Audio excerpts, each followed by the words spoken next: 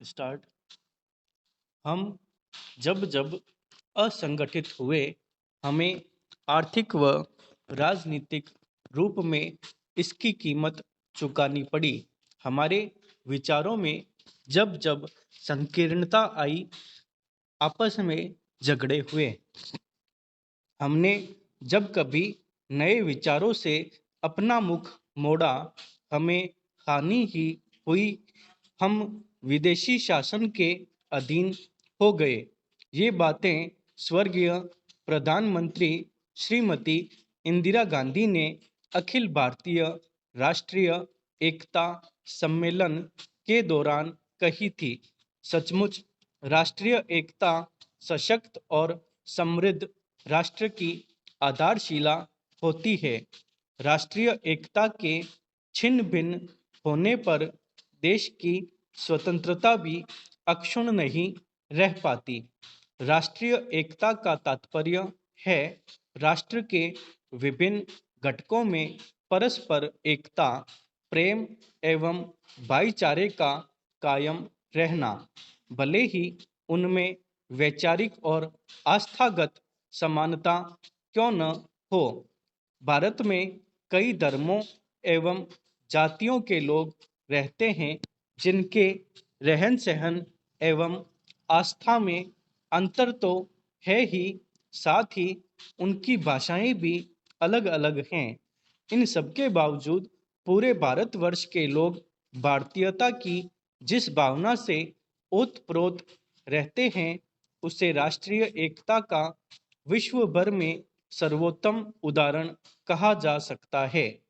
राष्ट्रीय एकता का परिणाम यह है कि जब कभी भी हमारी एकता को खंडित करने का प्रयास किया गया, भारत का एक एक नागरिक सजग होकर ऐसी असामाजिक शक्तियों के विरुद्ध खड़ा दिखाई दिया।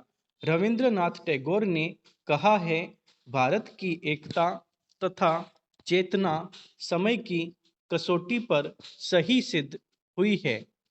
उल्लेखनीय है कि राष्ट्रीयता के लिए भौगोलिक सीमाएं, राजनीतिक चेतना और सांस्कृतिक एकबद्धता अनिवार्य होती है। यद्यपि प्राचीन काल में हमारी भौगोलिक सीमाएं इतनी व्यापक नहीं थी और यहाँ अनेक राज्य स्थापित थे, तथापि हमारी संस्कृति और धार्मिक चेतना एक थी। कन्याकुमारी से हिमालय तक और असम से सिंध तक भारत की संस्कृति और धर्म एक थे। यही एकात्मकता हमारी राष्ट्रीय एकता की नींव थी। भिन्न भिन्न क्षेत्रों में अपनी अपनी अलग परंपरा, रीति रिवाज व आस्थाएं थी, किंतु समूचा भारत एक सांस्कृतिक सूत्र में आबद्ध था। इसी को अनेकता में एकता एवं विविधता में एकता कहा जाता है और यही पूरी दुनिया में भारत की अलग पहचान स्थापित कर इसके गौरव को बढ़ाता है। हम जानते हैं कि राष्ट्र की आंतरिक शांति तथा सुव्यवस्था और बाहरी दुश्मनों से रक्षा के लिए राष्ट्रीय एकता परम आवश्यक है। यदि हम भारतवासी किसी कारणवश छिन्न भिन्न हो गए, तो हमारी पारस्परिक फूट को देखकर अन्य देश हमारी स्वतंत्रता को हड़पने का प्रयास करेंगे। इस प्रकार अपनी स्वतंत्रता की रक्षा एवं राष्ट्र की उन्नति के लिए भी राष्ट्रीय एकता परम आवश्यक है। इतिहास के अध्ययन से हमें पता चलता है कि प्राचीन काल में समूचा भारत एक ही सांस्कृतिक सूत्र में आबद्ध था, किंतु आंतरिक दुर्बलता के कारण विदेशी शक्तियों ने हम पर आधिपत्य स्थापित कर लिया। इन विदेशी शक्तियों ने हमारी सभ्यता और संस्कृति को नष्ट करना शुरू किया, जिससे हमारी आस्थाओं एवं धार्मिक मूल्यों का धीरे धीरे पतन होने लगा। राष्ट्रीय एकता परिषद के अधिवेशन में तत्कालीन प्रधानमंत्री श्री मोरारजी देसाई ने कहा था, भारत ने 1865 से पूर्व कभी सांप्रदायिक दंगे नहीं हुए। यहाँ सदियों से विभिन्न धर्मों के लोग मिलजुल कर रहते आए हैं, किंतु अंग्रेजों के शासनकाल में यहाँ हिंदू मुस्लिम दंगे शुरू हो गए। यह अंग्रेजों की सोची समझी कूटनीतिक चाल थी और इसका लाभ ब्रिटिश सरकार ने उठाया। कभी उन्होंने हिंदुओं का समर्थन किया तो कभी मुसलमानों का और कभी ईसाइयों का। अंत में विभाजन हुआ। अगर हम इस विभाजन को न स्वीकारते तो अंग्रेज अपने को बनाए रखते।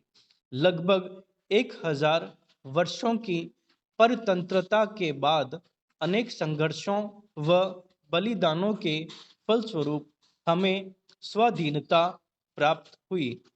स्वतंत्रता प्राप्त करने के बाद हमारी एकता सुदृढ़ तो हुई, परंतु आज सांप्रदायिकता, क्षेत्रीयता, जातीयता और भाषागत अनेकता ने पूरे देश को आक्रांत कर रखा है।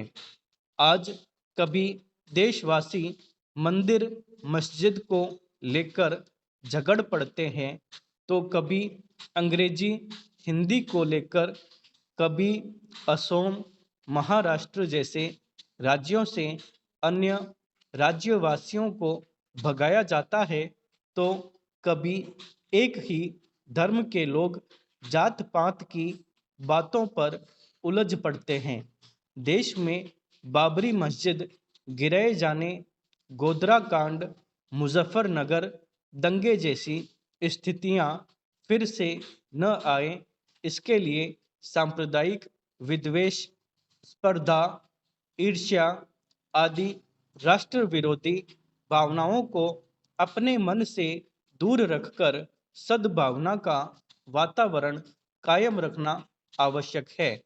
तभी हम डॉक्टर एस राधाकृष्णन की कही गई इस बात को सही साबित कर सकते हैं। भारत ही अकेला देश है जहां मंदिरों, गिरजाघरों, मस्जिदों, गुरुद्वारों और मठों में शांतिपूर्ण सह अस्तित्व है। आज देश की राष्ट्रीय एकता को सबसे बड़ा खतरा आतंकवाद से है। आतंकवाद न केवल हमारी बल्कि संपूर्ण विश्व की समस्या है। आतंकवादियों द्वारा कभी मुंबई को निशाना बनाया जाता है तो कभी देश की राजधानी दिल्ली को। आज कश्मीर की समस्याएं आतंकवाद की ही देन है। पिछले 2 दशकों में इस आतंकवाद ने देश के कई राज्यों में अपार क्षति पहुंचाई है। इन सबके अतिरिक्त अलगाववादियों ने भी हमारी एकता को भंग करने का असफल प्रयास किया है। राष्ट्रीय एकता में बाधक अनेक शक्तियों में अलगाव की राजनीति भी एक है। यहाँ के राजनेता वोट बैंक बनाने के लिए कभी अल्पसंख्यकों में अलगाव के बीज बोते हैं, कभी आरक्षण के नाम पर पिछड़े वर्गों को देश की मुख्य धारा से अलग करते हैं, तो कभी किसी विशेष जाति, प्रांत या भाषा के हिमायती बनकर देश की राष्ट्रीय एकता को खंडित करने की कोशिश करते हैं।